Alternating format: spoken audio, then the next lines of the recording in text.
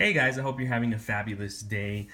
Today we're going to be learning how to convert a fraction to a decimal by dividing. And today's lesson is going to be different from everything that we've learned because now we're not going to tie it to money, but we're actually going to be using division. And I waited to show you guys this last because this is really the route that takes the longest and that requires the most work. And a lot of students don't feel comfortable with division. Most of my students, now they're feeling a little bit better, but when I get them at the beginning of the year, they don't feel comfortable dividing. And so I try to give them several options. So I would first try to change the denominator to 10, 4 or 100. But if you can't do that, then you are going to have to divide. And so here's some important things we got to remember whenever we're converting a fraction to a decimal and we're dividing. The top dog, these are just like some little tricks that I use to help the students remember. The top dog goes in the house, right? The top dog means the number that's in the top. That's when we're remembering it. Another way is the cowboy's in the house, and I'm sure that you've heard of this illustration. A lot of people use it, right? The cowboy. Let's say there's a cowboy up here, right? I mean, his little stick man chirps in a cowboy, and then the horse. I'm just gonna draw a horse. Okay, that's my horse there. Looks like a cat, but it's a horse, okay? Which one goes in the house, the cowboy or the horse? The cowboy, right? The cowboy goes in the house and the horse goes outside. And the way that I tell my students is top in the box. Just tell them top in the box, top in the box, and I'll keep on going over this until finally they start to remember. But whichever way works for you.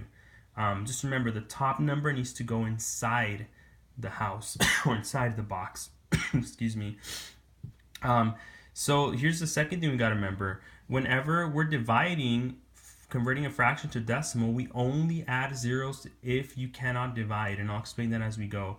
And then the second thing that's extremely important is that we bring down one digit at a time. And that's important because sometimes you can make these little small mistakes. So let's go ahead and start with this first fraction here. We have 3/8. So the top dog goes in the house, the cowboy's in the house, or the top goes in the box. So I'm going to take this 3, which is the top number, and I'm going to put it inside of the house. And now the horse, or the bottom number, goes outside. Okay? And going back to our important little notes here, it says only add a 0 if you cannot divide. So I'm going to ask you guys this question. How many groups of 8 can I subtract from 3?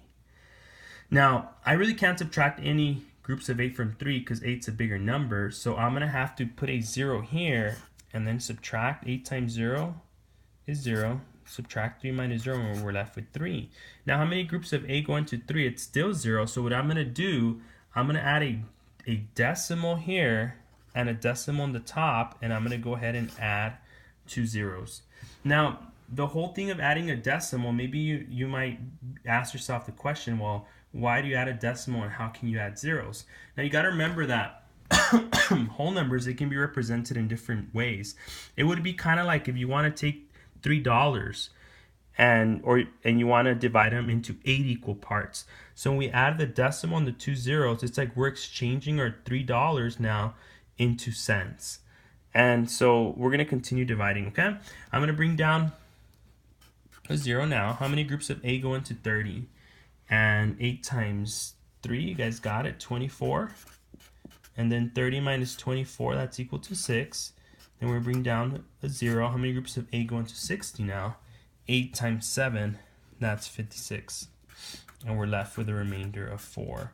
Now you guys will keep on dividing. Sometimes you won't be left with a remainder, sometimes you will, and the number will go on forever.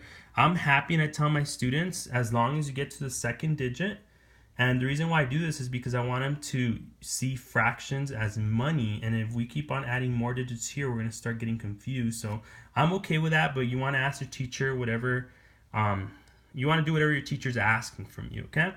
So 3/8 is equal to 0.37 or 37 cents. Now again, the reason why we divided was because we can't change the denominator to the number 10. We can't change it to number 100, or we can't change it to number 4. Well, we could change it, but it wouldn't work in the top. So you just have to keep that in mind. Same over here. Could we multiply 9 times anything? The multiples of 9, will it give us 10 or any number that's 100? It actually won't. So that's when we have to divide. And again, which number is going to go in the house? The top number and the bottom number. Okay, the top dog, just this top number, the cowboy goes in the house and the bottom one goes outside. So I'm just going to do it over here on the side. 5 goes inside, 9 goes outside. Now we got to be very careful because if we accidentally get confused and we flip these and I put the 9 inside and the 5 outside, our answer is going to be wrong. So that's the most important part we got to remember when we're converting a fraction to decimal. Top one in the house, top one in the box, top dog in the house, cowboy in the house, top in the box. It always has to be the top number in the box. Okay? How many groups of 9 go into 5? Or how many groups of 9 can I subtract from 5? That's 0. So 9 times 0, that's 0. And then we're left with 5. Now, according to our rule here, or a little note, it says only add a 0 if you cannot divide. How many groups of 9 can I subtract from 5? I can't, right? So I'm going to add a decimal, and I'm going to add 2 zeros, and I'm going to start bringing these 0 down. How many groups of 9 go into 50? Now it's 5, 9 times 5, that's 45. We're left with the remainder of 5. Then bring down another 50. How many groups of 9 go into 50? That's another 5. And you guys will see this will go on forever. So in math, we use this little bar up here, and that just means that this digit here will repeat and go on forever. So 5 9ths is equal to 0.55 or 55 cents. You could think of it that way. Put that little bar there. So I hope you guys understand this, and I'm gonna go over 2 more examples. If you guys feel confident, go ahead and do these yourself. Pause the video. If not, go ahead and follow along. Okay?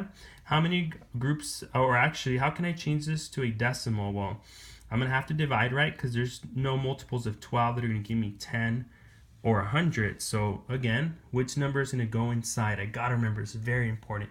Top number in the box. This is correct, okay? How many groups of 12 go into 5? Well, 0 do, because we can't subtract 12 from 5. We'll get a negative number. We're going to put 2 decimals. We're going to add 2 zeros. And we're going to bring 1 0 down at a time. How many groups of 12 go into 50? Now that will be equal to, what would that be? 4? 12 times 4, that's 48. So we're going to subtract 48, and then we're left with 50 minus 48 is 2. Bring down the next 0. How many groups of 12 go into 20? And that's equal to just 1. And we're left with the remainder of 8. And I'm going to go ahead and stop there. Again, it's up to your teacher, whatever your teacher asks. I tell my students, okay, go to the second digit. So you kind of start seeing these fractions as decimals. I'm sorry, as money. So 5 12 is equal to 0.41 or 41 cents.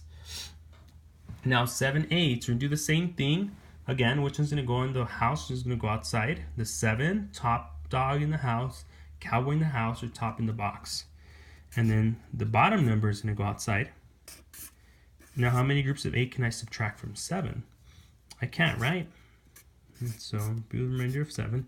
Now I'm going to take the 7 wholes, and I'm going to break them up into smaller parts. When I add those 2 zeros, it's like exchanging $7 for 700 cents, or just smaller amounts that I could actually divide evenly. And so how many groups of 8 go into 70 now? Now that would be 8 times 8, right? 64. Remainder of 6. How many groups of 8 go into 60? That's 8 times 7, 56. 60 minus 56 is 4. And I'm going to go ahead and stop there.